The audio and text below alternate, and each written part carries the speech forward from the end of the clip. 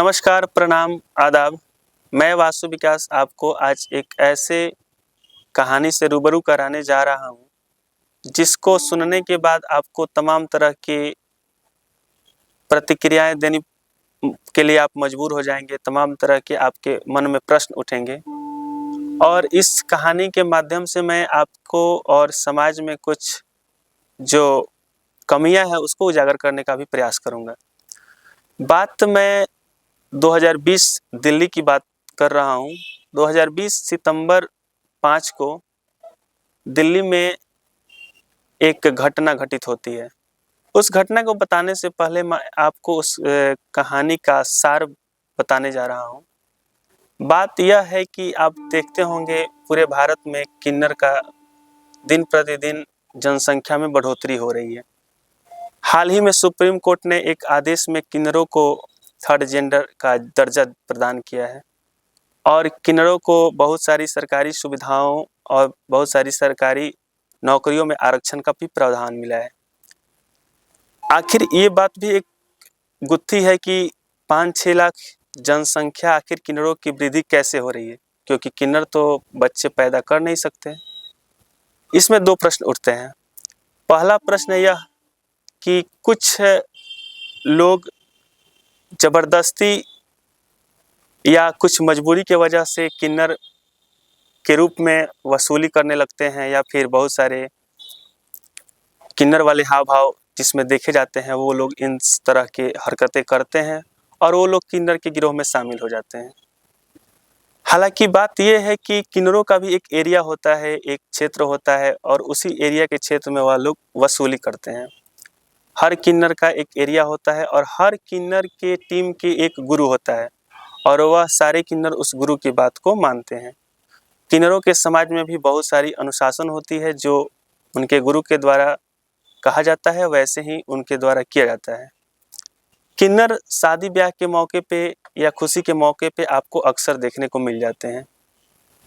किन्नर कभी भी आपको देखते होंगे, आप लोग कभी भी किन्नर दुख या फिर आपको कष्ट में परेशान नहीं करते हैं। जब भी किन्नर आएंगे तो आपकी खुशी में, आपके कोई अच्छी काम हो, आपके घर बच्चा पैदा हो, तभी किन्नर आपसे कुछ मांगने आते हैं। और कहा भी जाता है कि किन्नर को देने से दुआएं मिलती है और अगर किन्नर हृदय से आपको दुआ देती है तो वह दुआ आपके लिए बहुत ही कामगार साबित होते हैं। यहाँ तक कि कुछ लोग किन्नर से 1 रुपये का सिक्का लेकर अपने पर्स में रखते हैं और ऐसी मान्यता है कि पर्स में रखने से हमारे पास अमीरी आएगी, यह सोचकर बहुत सारे लोग किन्नरों को बहुत सम्मान देते हैं। और अगर किन्नर आपको बद्दुआ दे देती है तो उसका बद्दुआ भी बहुत खराब होता है, खतरनाक होता है, क्योंकि एक तो वह किन्नर है, भगवान को वह दिन प्रतिदिन कोसती हैं कि हमको किन्नर बनाए। दिन प्रतिदिन उसके जीवन में बहुत सारी समस्याएं आए रहती है और उस परिस्थिति में अगर वह किसी को बद्दुआएं देती है तो वह ज़रूर लगती है। इसलिए कोई भी लोग किन्नर को अपने घर से खाली हाथ नहीं जाने देते हैं। अब मैं कहानी के मेन संक्षिप्त में समझाने के बाद आपको मेन लाइन पे ले चलता हूँ। कहानी दिल्ली की एक मशहूर किन्नर अनीता जोशी की है।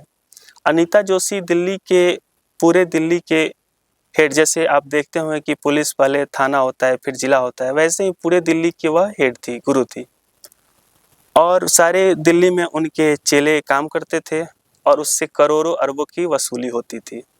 आजकल आप लोग देखते होंगे कि नया ट्रेंड चल चुका है, चौराहे पे या रेड लाइट एरिया पे जहाँ गाड़ी रुकती है वहाँ पे किन्नर ज़बरदस्ती वसूली भी करने लगते हैं। ट्रेन में, बस में आपको अक्सर किन्नर देखने को मिल जाते होंगे।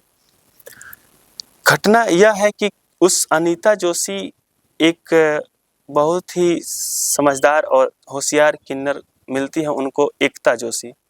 उनको वो गोद ले लेती है और उनको बहुत मानती है। सारे चेले में एकता का स्थान अनीता जोशी के पास विशेष रहता था।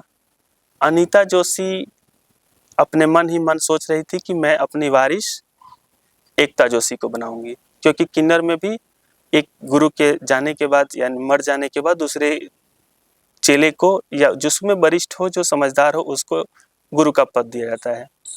आप देखते होंगे जैसे टीम का एक लीडर होता है वैसे ही किन्नरों का एक लीडर होता है। वैसे ही अनीता जोशी अपने सारे चेले को इनके बारे में, एकता जोशी के बारे में, यानी उनको गुरु का पद देने के बारे में यह जिक्र किया था, जिसको लेकर कुछ किन्नरों में मतभेद भी था और कुछ किन्नर नहीं चाहते थे कि एकता जोशी गुरु बने।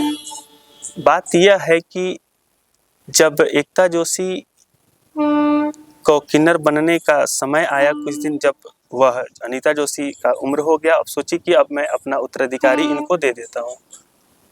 तभी उन किन्नरों के गिरोह में किसी ने एक शूटर को, कॉन्ट्रैक्ट शूटर को सुपारी दिया। सुपारी में पहले तो 1 करोड़ का डिमांड किया गया, लेकिन अंतिम तक 55 लाख में एकता जोशी का मर्डर यानी हत्या का सुपारी दे दिया गया। एक दिन की बात है जब 5 सितंबर 2020 को एकता जोशी और अनीता जोशी किसी मॉल में खरीदारी करने गई थी।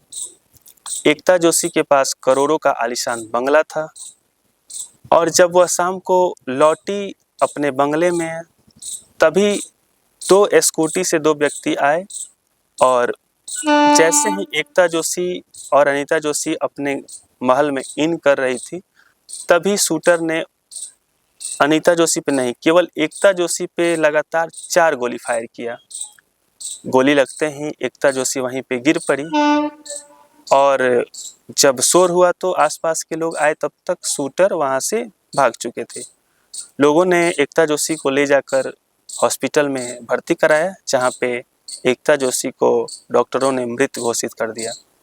इसके बाद पुलिस छानबीन में जुटती है और वह सब तथ्य इकट्ठा करना शुरू करती है, जिससे इस हत्या का गुत्थी सुलझाया जा सके। आखिरकार में उस टीम के ही एक किन्नर का फोन जब सर्च किया जाता है, तो उसमें एक दूसरे पुरानी दिल्ली के एक किन्नर के गुरु का नंबर मिलता है और उस पे 2-4 दिन पहले 3-4 कॉल से बात हुई थी। जब उस कॉल को ट्रैक किया गया तो पता चला कि इस से बात हुआ था और यह बात हुआ था कि एकता जोशी आने वाले दिनों में ये उत्तराधिकारी बनेगी अनीता जोशी का।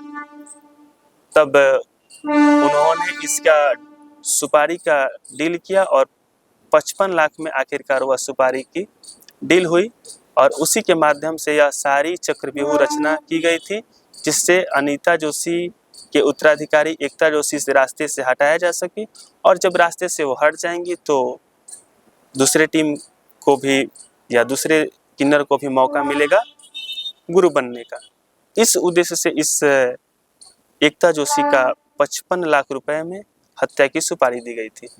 दोस्तों, मैं आपको यह बताने का प्रयास कर रहा हूँ कि एक किन्नर में भी कितनी प्रतिस्पर्धा है और किन्नर में भी गुरु को बनने को लेकर लोगों में, किन्नर समुदाय में कंपटीशन है और एक को अपने रास्ते से हटाने के लिए वह लोग भी कुछ करने के लिए तैयार है। इसी का उदाहरण यह एकता जोशी की मृत्यु है और यह एकता जोशी के मृत्यु के बाद पुलिस ने उन तमाम सबूतों और तमाम कातिलों का पता लगाया और उनको जो मुनासिब सजा था कोर्ट के माध्यम से उनको सजा दिलाया। चलिए, तब तक के लिए इतना ही। मिलते हैं फिर एक नई सनसनीखेज वीडियो के साथ।